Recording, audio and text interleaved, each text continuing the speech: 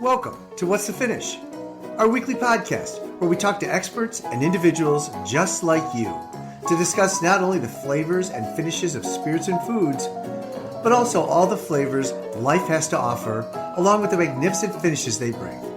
So join our host, David Afariat, as he asks the question, what's the finish? Welcome, everybody, to another edition of our podcast, What's the Finish? What's the Finish is about the flavors and finishes of spirits and foods, along with the magnificent moments that they bring. Today is a very special day.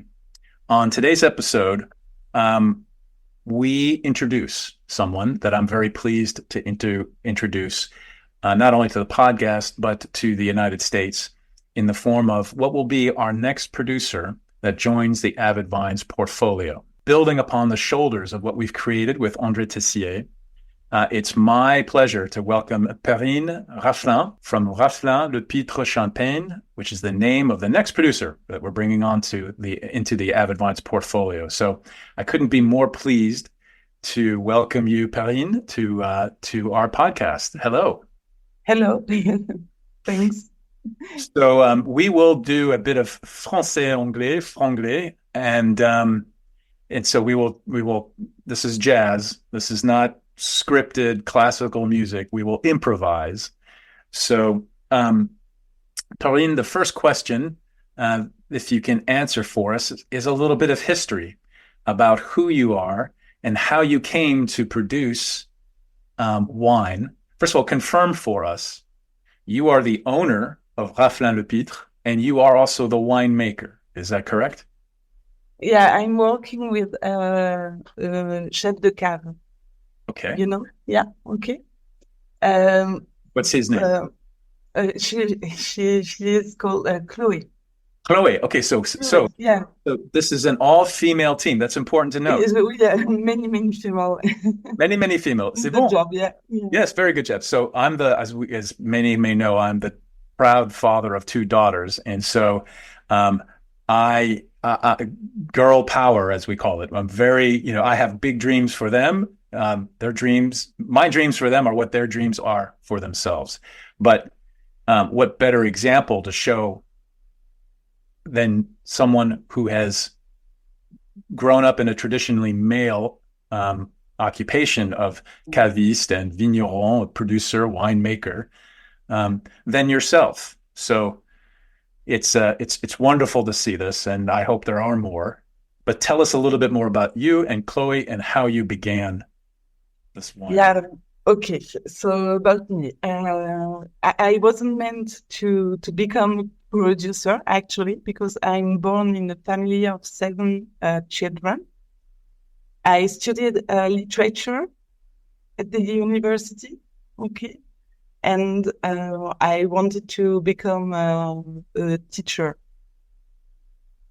at the beginning. And at the end of my studies, when I had my graduation degree in literature, I was looking for a job. I couldn't find one, so I decided to make a part-time study. I don't know the word in English exactly.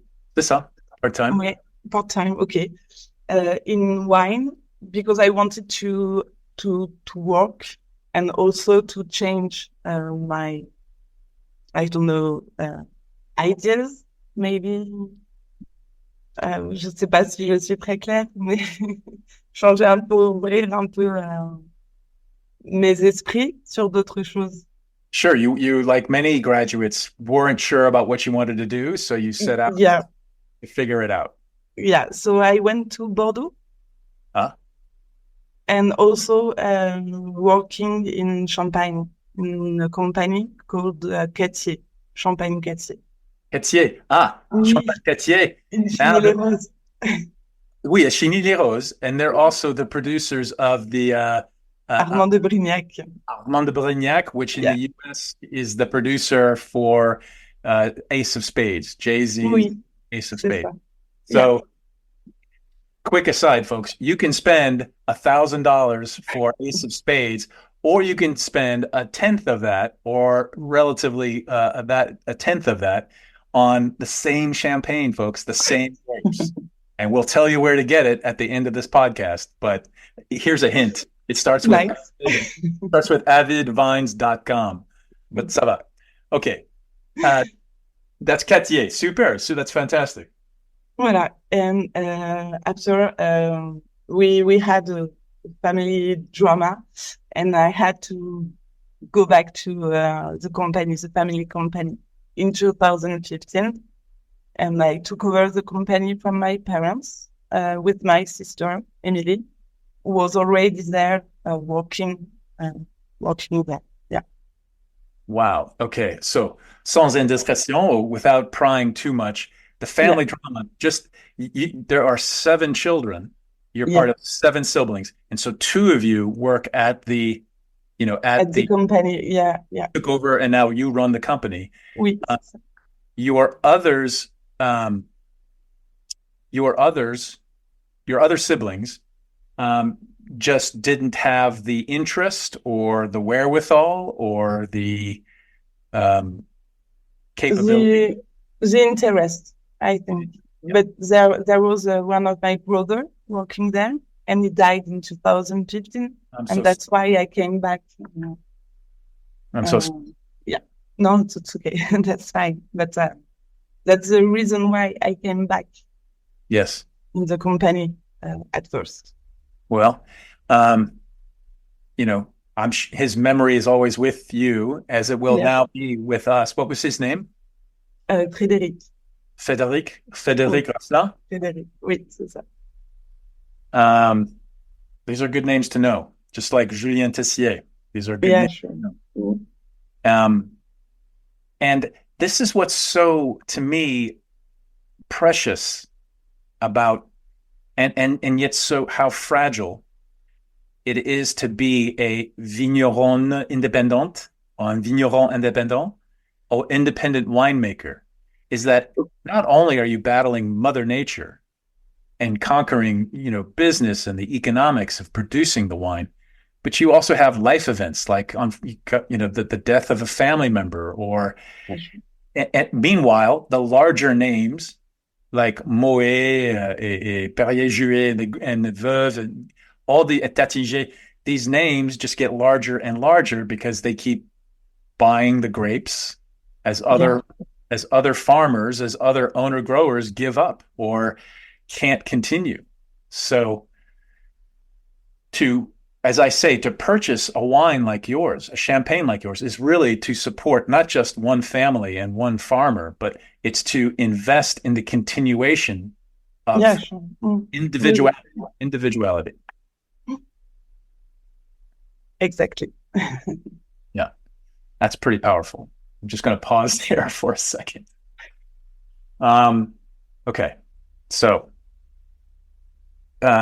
without skipping a beat here, so now your history brings us to today, and you work with your sister Emily, and you work with your chef de cave, who is a female. Her name is Chloe. How did Chloe join the team, and how did you find each other?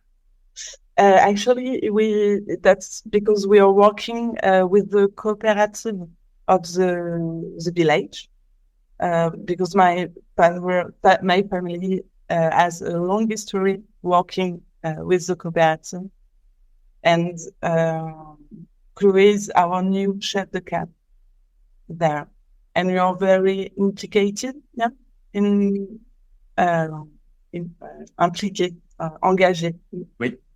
in the cooperative. We are in the administration council, Mm-hmm. So we've made a lot of changes to be able to make our own wines with our own grapes, own process.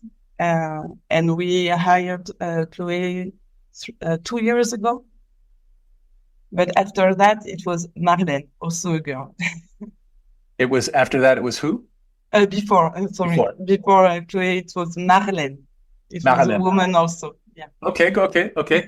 So just to make sure we follow, you belong to a cooperative. It's the Association of Champagne Growers, and it's like an association, Oui, and it's through that association of being a member that you met your chef de cave. You met Chloe. exactly. And, okay, great, fantastic. Okay, this is great. This this is great because we want to be able to tell your story. This isn't about the mass-produced, mass-marketed champagnes that are already out there. This is about, this is about knowing your story and appreciating the perseverance and the achievements that you have delivered, making these champagnes. So what I'd like to do for the rest of our time is kind of quickly go through some of the descriptions of the wines that we are bringing. And caveat, maybe not all of them make it here, but we're putting together our final order. But I want to share the ones that you have sent already and with everyone. And whether you're watching the video or listening to us on the podcast, we'll describe each one and kind of go from there. And in other episodes, we'll dive deep into each one and maybe we'll taste it together and we'll compare notes. But here we'll just get an initial flavor. Which one should I bring out first? Is it the classique? I'm going to bring out the classique. Yeah, That's what we start with. Okay, all right. So, okay. Voilà. Classique. Premier Cru Champagne Rafflin-Lepitre. And by the way, the name Lepitre, is that associated also with the family? In what way? Because my father is a Rafflin and my mother is a Lepitre. It's her name. Yeah. Very good. And that's the association of the two names. Yeah. Okay. Love it. Love it. Okay. So, one thing that's interesting is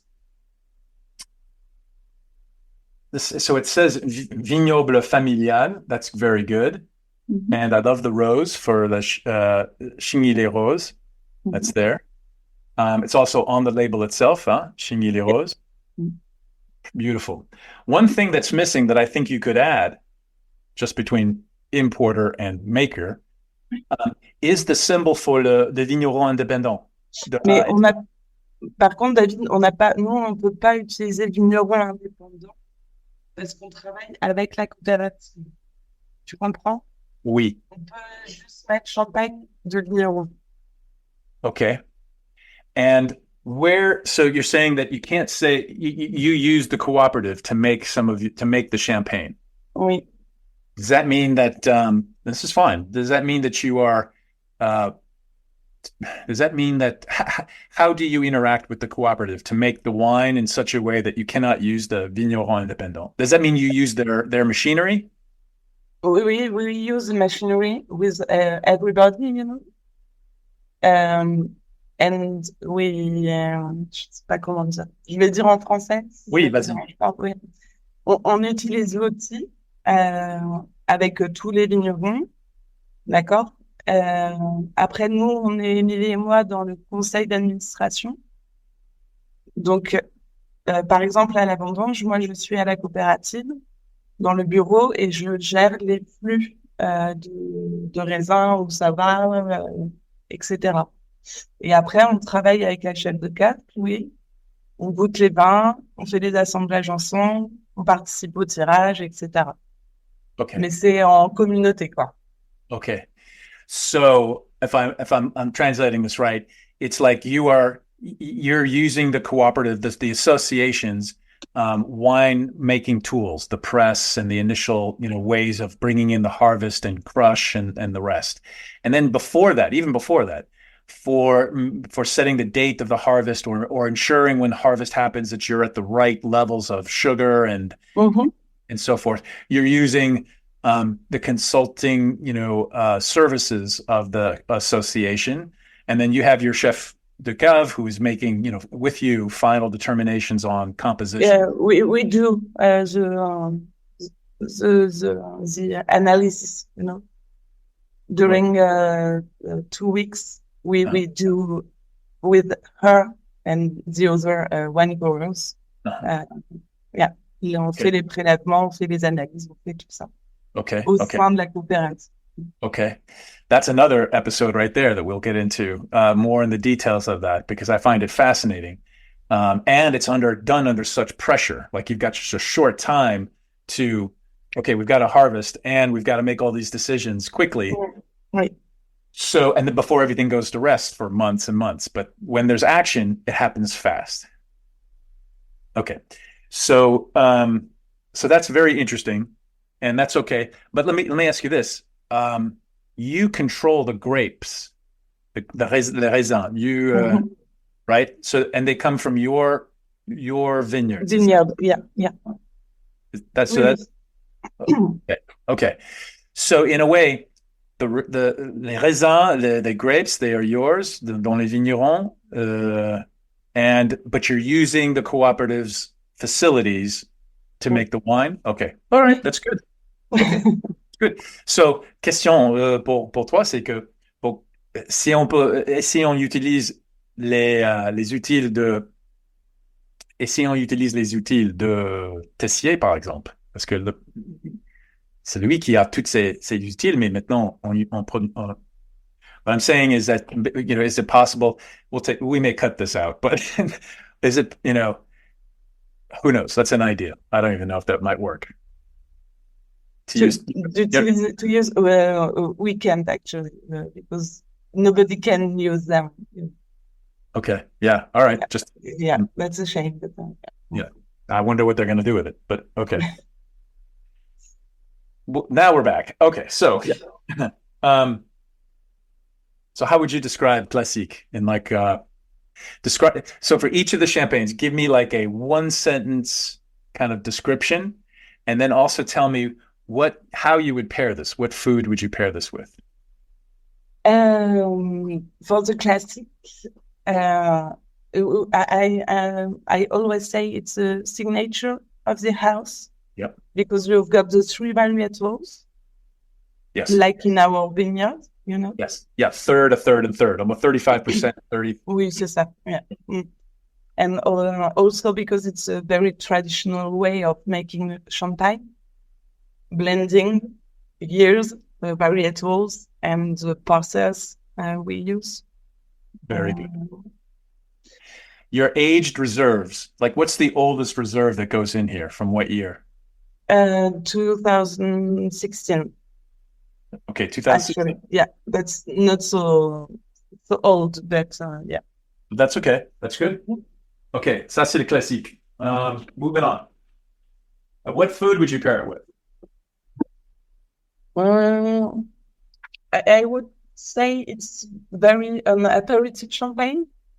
Really? Pour l'apéritif. Okay. Okay. Okay. For an appetizer. But appetizers. Yeah. Even then, like, you know, so when I had it, it's got such an even balance of the three grapes, Meunier, Pinot Noir, and Chardonnay. And it has the same very good acid structure. Oui, d'accord. Oui. That it's, I would pair Classique with Thai food, cuisine Thailand, et cuisine Indian. Spicy food, actually. Oui, yes, I would. With spicy food. That's different. That's different than this one. The next one is the Blanc de Blanc. Yeah. So this one's 100% Chardonnay. Oui. You can see a theme here. Encore the rose for Chigny-les-Roses, which I love. Designed by a woman. And designed by a woman. A friend of mine, yeah. What's her name? Angélique. Angélique. So we have Chloé, we have Perrine, bien évidemment, aux têtes. We have Emily, juste dessous. We have Chloé, dans le cave. And we have Angélique, who is the dessinateur, C'est ça. des étiquettes, designer of the labels. I mean, come on. Excuse-moi. Okay. So just one sentence to describe the flavor, and then I'm going to go get the next one, and you tell me what food would you serve this with? What dish? It's a very floral one, you know? It's a what? Floral. Floral. Floral. Yeah, champagne.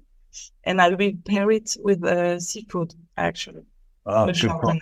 Seafood, yeah, seafood, comme les huîtres, Oui, c'est ça. coquille Saint-Jacques, même, comment on dit sea bass en français? Oui. Le mar, Si- le si- mar de loup, c'est ça? le bar. Le bar. Oui, c'est ça. Bar, je crois. Le bar avec le épiderme, avec le skin, là, bien Oui. croustillant, voilà, bien, très bien. Okay, so then this one, rosé d'assemblage. This is So, the ouais, Brut rosé. the rosé. So, a very classic one also in Champagne. You got the three varietals inside, but it's very fruity, and I like to pair it with chocolate, actually. With chocolate, wow. Yeah. Okay, yeah, so this is nearly half Meunier and a third Pinot Noir and then 20 or 18% Chardonnay. Oui, c'est ça. En And général. oui, en général, très intéressant. Avec du chocolat. Avec beaucoup de Meunier comme ça, it's almost like I would also pair this with spicy foods. This this would go great with like a chorizo, au saucisson et des omelettes. Ah, oui. Hein? Oui, même le shawarma ou gyro avec le tzatziki, le sauce tzatziki, hein? Avec garlic et de concombre. OK, ouais, OK. You've got many ideas. Yeah. Ah, oui, oui, bien sûr. OK, so did we bring pure? Okay, so this is pure. Pure. Yes. La Pure, it's a new one, the baby of the year. Ah. I wanted to do, yeah. It's the baby, but it is also the one that is the vintage, millésime. Yeah, sure. An old baby, but the baby stuff. I wanted to try extra pure, an extra pure, brut, pardon, Oui. with no sugar added, actually. Right. You've got, I think you've got the aromas of vieillissement, aging, like not the bread, but the brioche. Un brioche, oui, a croissant. Oui, croissant. oui, voilà, c'est ça. And also some amertume, amer. Amerture. Oui, some yes. Oui, voilà. So does this touch any wood? Is this aged in wood barrels? Not at all. Okay. Are any of the champagnes, do they rest at all in any oak or wood? No. All of it's stainless steel. Oui. Okay, very good. This one is a beauty. The Pure is zéro dosage. Vraiment bien. Super bien. Very good. Okay. And so let's just talk quickly about these two. We'll kind of lump them together. But this is the Cœur de Pinot Noir, and then the Cœur de Meunier. Yeah, it was very important for me to make monovarietals from our vineyard, to have the pure expression of our grapes, actually. Because so you've got good. One. The Meunier is very fruity, very expressive. I think it's very strong, very powerful. The Pinot is very powerful. I would agree. Right. It's pretty. Yes. How would you describe powerful? I mean, yes, it is powerful. It had quite a severe kind of. It was lean. But gosh, I'd have to taste it again. I just remember, wow, structured and wow. The kind of champagne which like stops a conversation because you're like, yes, so tell me about blah, blah, blah. And all of a sudden, tout d'un coup, tu le goût et tu dis, wow, c'est quoi dans ma verre? C'est quoi dans ma verre? Ben voilà. Donc, OK, c'est bon, entre les deux. Bravo. OK. Eh ben, I think we can stop there. We've had a very good conversation. And we've discussed these beautiful bottles and creations that you've made from an all-female team. Yeah. And I can tell you quite enthusiastically, bravo, mon chapeau. Et tous mes remerciements pour la confiance dans Avid Vines. And thank you for having the confidence in the Avid Vines platform and for allowing us to bring these champagnes and your story. to America. Yeah. Thank you for trusting us also. Yeah. Okay. Very good. So again, be sure to listen to all of our podcast episodes at the website, which is at avidvines.com/podcast. You can also find us on everywhere you would find your podcast on Apple, Spotify, and other locations. So thanks again for participating in this first of a series of episodes that we will have together on What's the Finish. Thank you very much, Perrine. Thank you, David.